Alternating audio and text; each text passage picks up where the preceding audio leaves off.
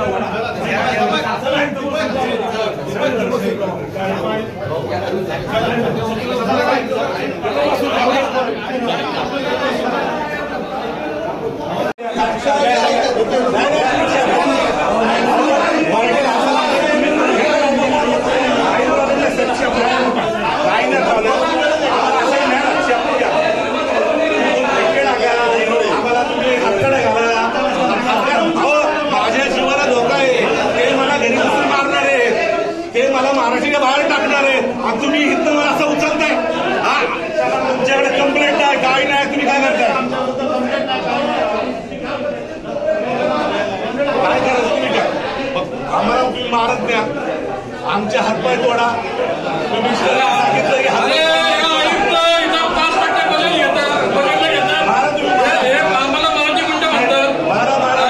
मला काय मारायचं मारा, काय प्रॉब्लेम नाही, 100% मारा। आम्ही मराठी साहेब कमिशनरचं म्हणणं आहे की मराठी गुंड आहे, माझ्या घरात घुसून मला मारणार आहे। मग तुम्ही सुरुवात केली का महानगरपालिकेत आम्हाला घुसून मारायची?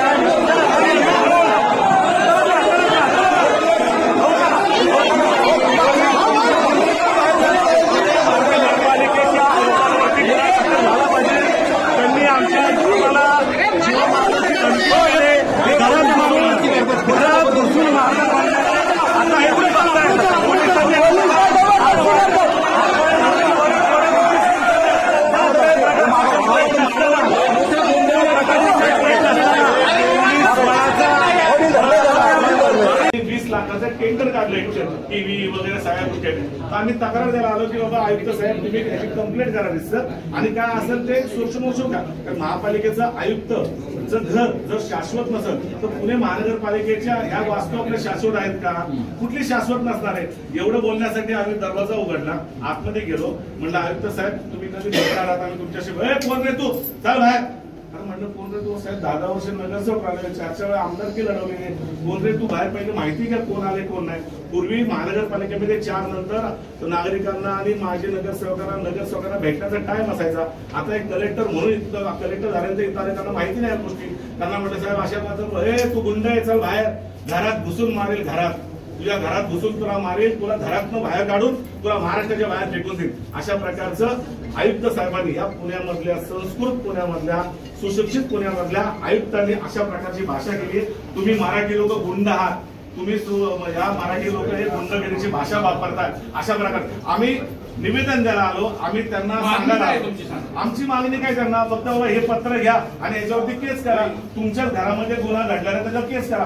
परंतु आता मागणी सोडून त्यांनी मागणी ते विचारली ना, मागणी सोडून त्यांनी आम्हाला आमच्या घरात घुसून मारली. काहीतरी सुरुवात झाली असं आम्ही दरवाजाच्या आतमध्ये गेलो. आयुक्तांना विना परवानगी तुम्ही गेले होते म्हणून असं काही झालं. महानगरपालिकेच्या नगरसेवकांना कुठल्याही प्रकारची परवानगीची आवश्यकता आतापर्यंत नाही. पण तरी विना परवानगी असेल तर आम्हाला सांगावं, इथं सांगितलं असं कोणतरी. कार्यकर्ते तुम्हाला निवेदन देण्यासाठी आले त्यावेळेस तुम्ही आरोपच्या भाषेत त्यांच्याशी संभाषण केलं असं त्यांचा आरोप आहे आणि त्यांना शिवाय दिल्या असं सवय. निवेदन तर मला त्याच्या हातात काही दिसला नाही. माझी मीटिंग चालू होती. 40-50 अधिकाऱ्यांसोबत स्वच्छता अभियानाची बैठक घेत होतो. अचानकपणे माझ्या मीटिंग हॉलमध्ये 3-4 लोक घुसून आले. मी विचारलो की आपण कोण, तर ते सांगतात की मी 4दा होतो नगरसेवक, 2दा आमदारसाठी होतो. तर मी विचारलं की म्हणजे काय, तुम्ही सांगा ना कशासाठी आले. कारण शेवटी मीटिंग हॉलमध्ये जेव्हा आम्ही बसतो तर आमची अपेक्षा असते की ठीक आहे मीटिंग संपल्यानंतर आम्ही लोकांना भेटू. आज आमच्याकडे विजिटर डे नाही आहे तरी मी आज सकाळपासून मीटिंग घेत आहे आणि पुन्हा लोकांना भेटतो. पण जेव्हा माझे स्टाफ म्हणतात की सर काही लोक भेटायला आले तर मी नक्कीच मीटिंग सोडून सुद्धा बाहेर येऊन लोकांना भेटतो. आणि असं कोणाला पण वेट करण्याची गरज होती. आज अचानक हा व्यक्ती कसा आला माझ्याजवळ मला काहीच कळलं नाही. थोडासा मला असं वाटलं की तो थोडासा इन्स्पायर्ड आणि मोटिवेटेड होतं त्यांचं सगळे बिहेवियर. असा अंगावर धावून आले आणि कुठलाही कारण नसताना. शेवटी कसं आहे की जेव्हा आम्ही मीटिंगमध्ये आहोत मला माहिती नाही ना हा व्यक्ती कोण आहे, कशासाठी आले. जर तुम्हाला काही अर्जंट काम असेल, सामाजिक काही प्रश्न असेल तुमच्याकडे सांगायला पाहिजे की साहेब आमच्या एरियामध्ये पाणी पुरवठ्याचा प्रॉब्लेम आहे किंवा काय जे काही असेल तुम्ही सांगायला पाहिजे ना. तुम्ही तो आतमध्ये घुसून सांगताय की हे मीटिंग कधीपर्यंत चालणार. मी बोललो की नाही आपलं काय अडचण आहे सांगा. आहे मी आमची मीटिंग चालू आहे पण आपला काय विषय आहे. काहीच मला उत्तर न देता उलट म्हणजे थोडासा ज्या ठिकाणी मी बसलो होतो तिथे असं धावून आले की तुम्ही मला ओळखत नाही मी कोण आहे असं हात झाला प्रकार. कायदेशीर कारवाई केली जाणार आहे पोलिसांमध्ये तुम्ही त्याच्यामध्ये पोलीसमध्ये त्यांच्यावर गुन्हा दाखलचे म्हणजे ऑलरेडी मी CP साहेबांना पण रिक्वेस्ट केला. कारण असा अनुभव माझ्या आयुष्यात कधी झाला नाही. तर त्यांचं म्हणणं तुम्ही धमकी दिली, गुंड म्हणाली किंवा त्यांच्या मराठी आणि मराठीचा ह्याचा. हो त्याचा मुद्दा असा आहे की ते माझ्याशी वाद घालत होते. हिंदीमध्ये मी बोललो की आप बाहेर चलो. एवढे वर्डला तर धरून की तुम्ही मराठी बोला. बरोबर आहे ना, मी मराठीच बोलतो आणि मराठीमध्ये सकाळपासून मिटिंग घेत होतो. तुम्हाला हिंदीमध्ये बोललो की चलो आप बाहेर चलो. या विषयाच्या बाबतीत थोडासा त्यांचा अजून राग वाढला. एवढीच तुम्ही घरात घुसून मारणार असं कुठलाही असा विषय. त्यांनी काय धमक्या दिल्या तुम्हाला? ते मला सांगितलं की तुम्हाला मनापासून बाहेर काढून देणार. तसंच आहे. अशी तो विषय नाही आहे. याच्यामध्ये आपण प्लीज जाऊ नका. शेवटी आपण याच्यावर विचार करा की तो मिटिंग हॉलमध्ये तो माणूस घुसला कसा आहे. हाच मेन इश्यू आहे. कसं आहे ना की आम्ही पण व्यक्ती आहोत. आपण कसं आहे की तुमच्यासोबत जर कोणी वाद घालला तुम्ही एक ह्युमन बिईंग म्हणून तुमच्यामध्ये काही रिएक्शन येते. पण मी इथे एकटंच नव्हतं. माझ्यासोबत 40 अधिकारी होते आणि कोण काय केलं आहे सर्वांना माहिती आहे. त्याच्यामध्ये जाऊन काही उपयोग नाही आहे. शेवटी आमच्यासाठी महापालिकेचा हा मानभंग करणारा हा विषय आहे की आमच्या मीटिंग हॉलमध्ये जेव्हा सगळे सिनियर ऑफिसर्स आहेत तिथे कोणीतरी एक व्यक्ती येऊन म्हणजे गुंडगिरी करतात. हा मला थोडासा दुःख झालाय. त्यांचं म्हणणं होतं की आयुक्त कार्यालयाची चोरी झाली, आयुक्तांच्या घरी ज्या निवासस्थानी झाली त्याच्या संदर्भात ते निवेदन देण्यासाठी तुमच्याकडे आले नाही. बघा एक तर असं आहे की त्यांच्या हातात कुठलाही कागद नव्हता. सर्वात गमतचा विषय हाच आहे. आणि जर असेल तर तुम्हाला सांगायला पाहिजे ना की मी कशासाठी आलो. त्या प्रकरणात आपण काय करणार म्हणजे आपले नाही महापालिका आयुक्तच्या घरी चोरीचं कसं काही इशू नाहीये. तो विषय बेसिकली कसा आहे आमच्याकडे जो भंडारमध्ये व्यवस्थापन असते त्याच्या बाबतीत आहे. किती सामान असते, किती आज उपलब्ध आहे. ते पूर्वी जे आयुक्त होते आता मी आलो ते सगळे चेक करू आपण. तो काही असा विषय काय गायब झालं नाही. गायब झाल्याचा प्रश्न कसा आहे की त्या ठिकाणी काय काय होता मला माहिती नाही. मी त्या ठिकाणी शिफ्ट झालो. माझ्याकडे भरपूर सामान आहे. मी सामान घेऊन ते गेलो. पण ते काय होता काय गायब झाला तो विषयासाठी सिव्हिल इंजिनियरकडे आपण सांगितलेलं आहे. ते चौकशी थेट तुमच्या बैठकीमध्ये आत येणं म्हणजे सुरक्षेचा पण प्रश्न आहे. सुरक्षा रक्षक काय करत होते त्यांनी सुरक्षेचा पण प्रश्न आहे. महापालिकेचे मर्यादाचा प्रश्न आहे. एक जो काही सिनियर ऑफिसर आहे त्यांचा पण प्रेस्टिज असते. लोकशाहीमध्ये प्रचंड विश्वास करणारा आम्ही सगळे आहोत.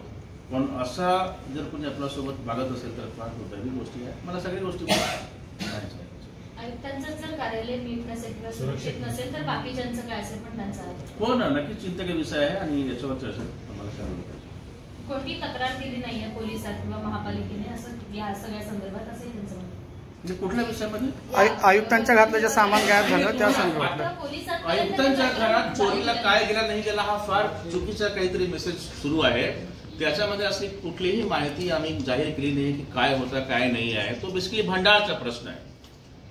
हा हा हा हा हा जो विषय आहे मी तुम्हाला खात्रीपणे सांगतो की तुम्हाला कमिशनरने काही सांगितलं नाही, आमच्या सिनियर ऑफिसरने काही सांगितलं. हा कुठून हा विषय गेला आणि कशासाठी गेला ते अजून चौकशी होणं बाकी आहे. काही घडलंच नाही का असं? मी तुम्हाला काय सांगतो की त्या ठिकाणी काय होतं मला एक्झॅक्टली माहिती नाही. तो ऑलरेडी मी सिनियर इंजिनियरला सांगितलेलं आहे, सकाळी बोललो की तुम्ही चौकशी करा की नेमके हा विषय कसा समोर आहे. 24 लाखचं नवीन सामान मला पण माहिती पाहिजे की 24 लाखच्या काय तुम्ही देत आहेत मला. तिथे असं काही नाही. बरोबर आहे. सर ठीक, एक प्रश्न फक्त मी म्हणजे विषय कसा समोर आला असं अशा विषय कसा समोर आला हा तर चौकशी तुम्ही करालच, पण त्यासोबत त्या घरामध्ये पूर्वी काय वस्तू होत्या, आता कुठल्या वस्तू नाहीयेत, त्या वस्तू कुठेतरी अकाउंटेबिलिटी त्याची राहिली पाहिजे, तर ते पण समोर येणार आहे का त्याच्यामध्ये? नक्कीच फिक्स करू अकाउंटेबिलिटी. कारण शेवटी जेव्हा आज मी नवीन आयुक्त म्हणून गेलो, माझ्या घरी जे काही नवीन सामान मिळालं ते माझ्याच नाही ना, ते काय पीएमसीचा प्रॉपर्टी आहे. म्हणून त्या ठिकाणी माझ्याकडे जे काही नवीन गोष्टी येतील त्याच्या रेकॉर्डमध्ये ते जाणे आवश्यक आहे. आणि पूर्वीचं काय होतं ते पण रेकॉर्डमध्ये नक्कीच असणार आहे, ते आम्ही चेक करून आणि सांगू. पण हे चोरीला गेला असं तसं हे थोडासा चोरीला गेला मी म्हणत नाही, पण तिथे मोठं झुंबर होतं जे खूप जुनं होतं, खूप जुन्या अँटिक पीस असलेले पितळाचे दिवे होते ते गायब आहेत, विंडोचा एसी गायब आहे, टॉवरचा एसी गायब आहे, अशा काही वस्तू गायब आहेत. बरेचदा अधिकारी आपले काही स्वतःचे खाजगी सामान पण घेऊन येतात ना, तो अजून त्याच्यामध्ये आम्ही डिवाइड काही केलेला नाही. ओके. आणि या बाबतीचा राग जर त्या माणसाला असेल तर ते मला सांगायला पाहिजे होतं, मी त्यांना बरोबर उत्तर दिलं असतं. चौकशी अधिकारी करणार का पोलिसांकडून? आणि तो आता म्हणजे आम्हाला एक पूर्ण माहिती घेत आम्ही घेऊ, त्याच्यानंतर निर्णय घेऊ. ठीक आहे. Okay sir, thank you sir.